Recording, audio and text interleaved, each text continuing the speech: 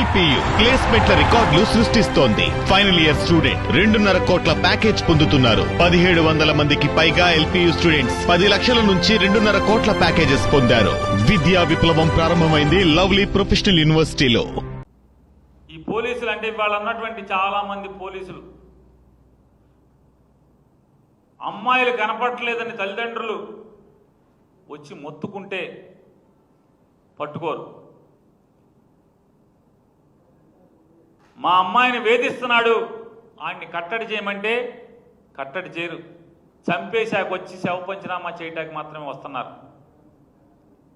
పవన్ కళ్యాణ్ చెప్పాడంటే మాత్రం పట్టేసుకుంటారంట. నాకు అర్థం కాదు, ఇదేం పోలీసింగ్ అంటే? రాష్ట్రంలో ఆడపిల్లలు కనపడకపోతే ఇద్దరినే పట్టుకున్నారు పోలీసులు ఇప్పుడు దాకా. ఆ ఇద్దరు కూడా పవన్ కళ్యాణ్ గారు చెప్పారని పట్టుకున్నారంట. ఇదేం పోయే కాలం అని అడుగుతున్నాను. అంటే పోలీసింగ్ పనిచేయరా, ఉద్యోగం చేయరా? పోనీ అందరం పవన్ కళ్యాణ్ దగ్గరికి వెళ్దాం, కనపడిన ఆడపిల్లలందరూ మా అమ్మాయి తప్పిపోయిందని చెప్తాకంటే అతనేమో షూటింగ్లో ఉంటాడు, ఇక్కడ ఉండడు, దొరకడు, చిక్కడు దొరకడు. ఓ సినిమా తీయాలి ఇక. చిక్కడు దొరకడు. చంద్రబాబుకి ఎప్పుడున్నా మాత్రం రాజకీయంగా ఆపద వస్తే మాత్రం పరిగెత్తుకొస్తారు. ఒక చెల్లి ఒక తమ్ముడు ఇద్దరు వచ్చేస్తారు ఎగేసుకుంటా. చంద్రబాబుకి ఏమైనా చికాకు వచ్చిందంటే రాజకీయంగా ఒక చెల్లి ఒక తమ్ముడు కలుగులోంచి బయటకు వస్తారు. మిగతా అప్పుడు ఏం చేస్తారో మనకు తెలీదు. ఇతనైతే మనకు అప్పుడప్పుడు కనపడతాయి ఫోటోలు గిటోలు, షూటింగ్ అని షూటింగ్లు చేసుకుంటున్నాడు. ఇవాళ ఇక్కడ వైద్య విద్యలో అవకాశాలు దొరక్క డాక్టర్ అవ్వాలని చెప్పని సంకల్పం. బాల్యం నుంచి నేను డాక్టర్ అవ్వాలి, నేను మనుషుల ప్రాణాలు కాపాడాలి, వైద్యం చేయాలి అనేటువంటి కసితో సంకల్పంతో ఇక్కడ సీటు దొరకపోతే విదేశాలకు వెళ్ళి తల్లిదండ్రుల చెమటోడ్చిన రూపాయితో కూడబెట్టి అమ్మా నాన్న చెమటోడ్చి సంపాదించి కూడబెట్టిన రూపాయితో విదేశాల్లో చదువుకొస్తే మెడికల్ కౌన్సిల్ ఆఫ్ ఇండియా పరీక్ష పాస్ అయితే ఇవాళకి సర్టిఫికెట్లు ఇవ్వకుండా పైశాచికంగా, ఇది నరకాసుర ప్రభుత్వం కాక ఏమవుతుందని చెప్తున్నా. వైసీపీ వాళ్ళకి నరకాసుర ప్రభుత్వమే, ఎవరికి పడితే వాళ్ళకి. ఈ రాష్ట్రంలో ఉన్న అవుట్సోర్సింగ్ ఉద్యోగస్తులకి ఇది నరకాసుర ప్రభుత్వం.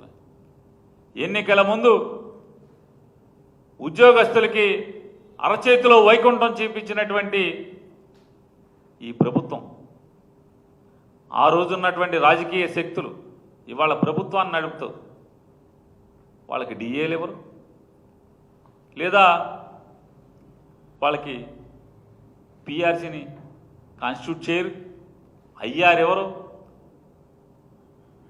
ఇంకేమన్నా ఉంటే ట్రాన్స్ఫర్లు, వేధింపులు, సస్పెండ్లు ఇవాళ గాలిలో పెడతాం.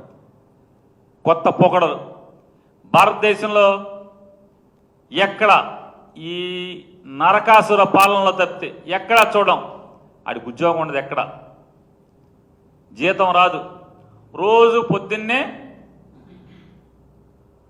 డీజీపీ ఆఫీసులో కూడా కొంతమందిని వేశారు, ఐపీఎస్ఎల్ని లేదా డిఎస్పీలని, గ్రూప్ 1 ఆఫీసర్ని.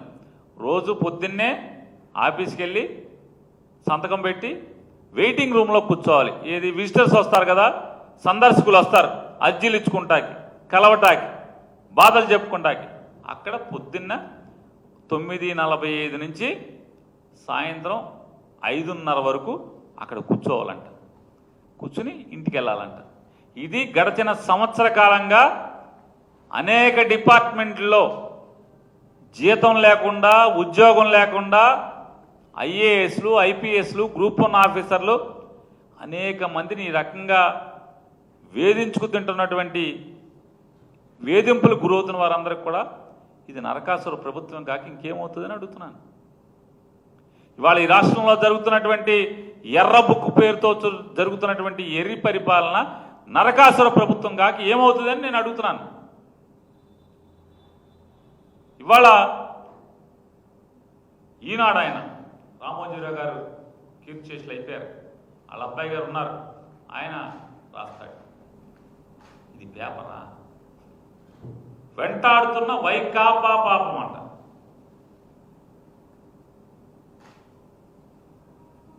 నాడు తప్పుల తడకగా హౌస్ హోల్డ్ మ్యాపింగ్ పథకాలకు దూరమై లక్షల కుటుంబాల అవస్థలు, కూటమి ప్రభుత్వంలో సరిచేయాలంటూ వేడుకోలు, సుపరిపాలనలో తొల్లెడుగులో నేతలకు వినతులు. అసలు మీ పాపం ఏం మూట కట్టుకెళ్తున్నారు ఏంటి అసలు?